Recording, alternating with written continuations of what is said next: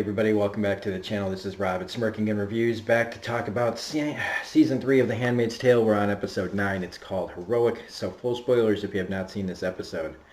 Also, I want to talk about, I'm sorry for how these videos look. We get this new equipment, and unfortunately, because my internet speed fucking sucks, the big one, I'm basically back to the videos looking the way they do. It's just that now I can just talk longer. So hopefully we'll be getting our internet speeds, a new internet pretty soon, so that we can make videos of higher quality. Pay for all this stuff, so now I gotta pay more just so that the videos look better. So yeah, jumping into this episode, look, it's a lot of shows do an episode like this where your main character is thought to be going crazy. Even shows like Buffy have done episodes where, you know, the character questions their sanity because of all the traumatic things that have happened to them, and now are they seeing what they're seeing? They're having, you know, are they having a mental breakdown? Things like that. In this case, it's really happening in a way because, you know, with a lack of sleep and sitting on your knees for months on end, yeah, that's gonna fuck you up. I once stayed up to watch. I once stayed up for 3 days on an X-Files marathon back in 2000, I want to say. And I looked like somebody had beaten me the fuck up. So I don't recommend that. And so they did get her right. Like, you do start to just kind of, like, really loop out. I mean, Durhay, right? You know, I went 3 days. I did like the idea of the whole hearing, you know, sitting in a room for so long that you associate like noises, you want to make connections to things. So she's hearing that song, "Ooh baby, do you know what it's worth? We'll make heaven a place on earth." It's almost something that we can't help but do. I do it sometimes, or we'll see, or if you're standing staring at something long enough, you'll see a pattern or a face or something, you know, like familiar. If you've ever just kind of been somewhere that long. Or even not, you know, like sometimes you're just sitting and you look, but whatever. So I do appreciate how they took the time to show the time progression on her and what that did to her mind. I mean, Gil Bellows, who, props for getting Gil Bellows in this episode, by the way, Shawshank Redemption, motherfucker. In this episode, he tells her, you know, and it made me think too, because in all of us, anybody that's spends a lot of time alone, you know, he says that isolation makes the brain atrophy and prone to despair. So to anybody out there that's feeling that way, myself included, yeah, try to get yourself out there if you can. It's hard. It is something that that's probably the most important thing I took away from this episode, was that I need to stop spending so much time alone.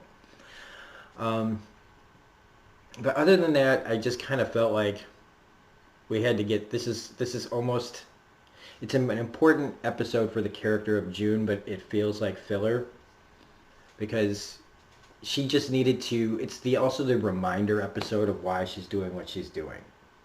So we saw her go through all this stuff, and we've all, you know, not all of us, some of you guys have been championing, all whatever, you know, this show can do no wrong to some people. I think that those are just people looking to have their own agendas and their own beliefs, like, justified. But here in my world, we like to talk about things honestly, and this honestly is just that episode of, I'm losing my mind, I find my purpose again.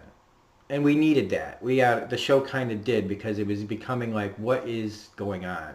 Like, this whole thing was supposed to be about getting the kids out. Next thing you know, here we are, of Matthew's brain dead from a shoulder wound. Okay, again, people will rip me apart for that, because I thought she was just straight up dead, the way they were dragging her out of there. But she got shot here. They showed it. She got shot here. Like, or at least, whatever, you know, fine. She's brain dead. And then the question of, who do you save, the mother or the child? And in either situation, like, I honestly think that they both, you know, should this child be raised in this world, in the world that they're living in, knowing what its future will be? And then you could go, well, you don't know what the future's going to bring. Maybe that child. I'm not going to go there. I'm just not, because it's an unwinnable position. No matter what I say, I piss somebody off, right? So I honestly kind of hoped that this was going to end with her setting the whole fucking place on fire. Because at the end, she's kind of like the way she's talking to her at the bedside. I'm gonna get him all out. I almost thought that had gone even more crazy, but instead, no. She's snapped back after all this.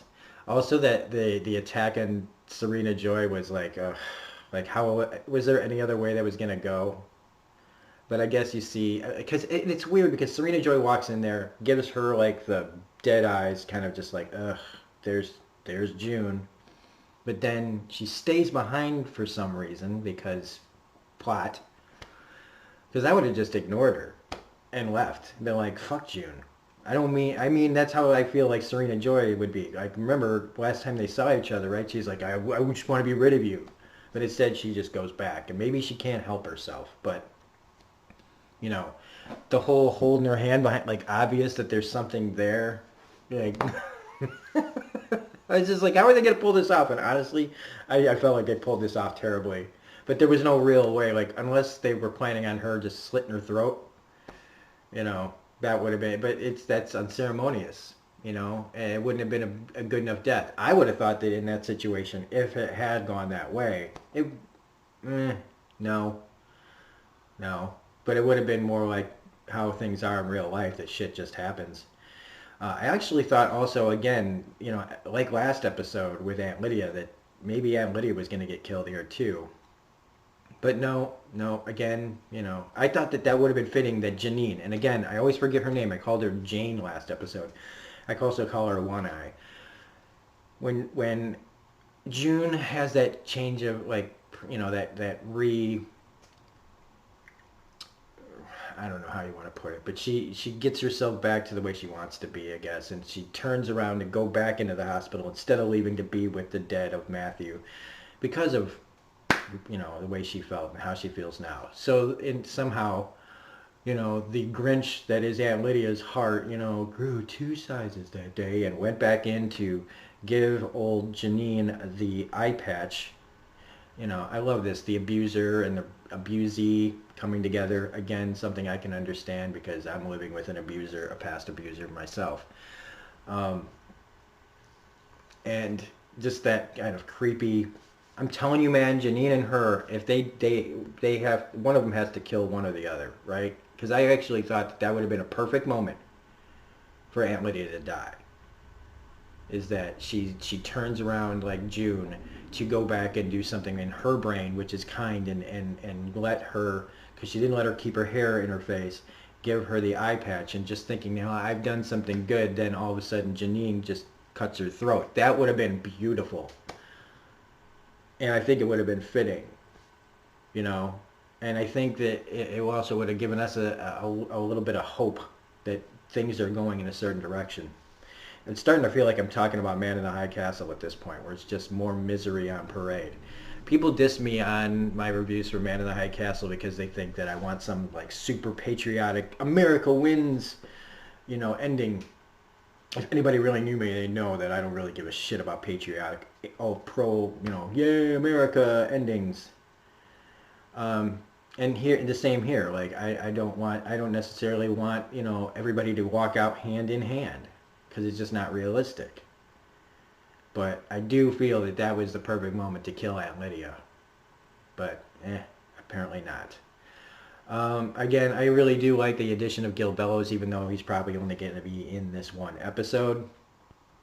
And for next week, oh, and the girls, that she wasn't crazy. She saw the girls coming in. It's all preparation for becoming more breeders. So, I mean, if that's not another, you know, I think June then in that situation was in the right place at the right time to see the future of what's going on here, and that they're just, you know, the kids that they're having are just being bred to become more breeders, and it's never going to stop, right? But I mean, if you didn't know that already, what show are you watching? It's not like they had a cap. We just need to get this many kids, you know, like some sort of telethon where they mark off in the red. Well, we're only 100,000 more babies away from our goal. No, so You know, I don't know. But next week we get the return of Christopher Maloney, and it looks like Lawrence, played by Bradley Whitford, and his wife are in danger. Now that's probably because of stuff that went on in the Lydia episode where they were having that round table discussion about you know, the different handmaids and who wants them because the lady that died needs a replacement, or the baby that died's family in Lydia's episode died and they need a replacement. And now they're talking about how she, you know, can, when she says that she's not going to stay with Lawrence at the end of that episode, um, now we're seeing that when she says that she knows higher up people, what that means. And with Christopher Maloney saying we, you know, and Fred, played by Joseph Fiennes, saying, you know, we need to make an example. Now they're really good at trailers being uh, almost purposely misleading so that our brains go wild and frantic and what's going to happen. They're really good at doing that. But I'm not taking the bait. I'm not taking the bait unless, again, it's proving where this show is kind of headed and been headed for this whole season. It is a little bit predictable. But I'm trying to keep myself an open mind. Like I said, I don't really know where anything is going anymore. So everything is a kind of a surprise until I see it. And so this just kind of felt like, oh, we're doing the, am I crazy? I find myself, I get reaffirmed, I'm ready to fight in whatever capacity, because she wants to get all the kids out. But if you know, if she loses out Lawrence, how the hell is that going to happen? So I always love, and in fact, I'm more curious to see how the writers are going to work their way through this situation to wherever they're planning to take the story. So anyway, that's about it. I really have nothing else to say about this episode.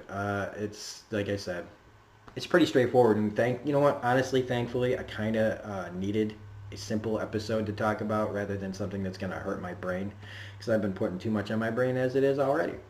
So if you did like this review, please hit the like button, comment, share, subscribe if you're not a subscriber. At this point, we're stagnant again, and the numbers are way down on Handmaid's Tale, so it's just like, well, I mean, I did take a break, so what do I expect, right? But anyway, this is Robert Smirking Gun Review saying we will be back next week for episode 10. I don't know if we're going 10. If they didn't call this the season finale, so I'm assuming we got like 3 episodes after that. So we got like 4 more episodes to go, I think, this season. Otherwise, this is Robert Smirking Gun Review saying hope to see you next week, and have a great day. Bye.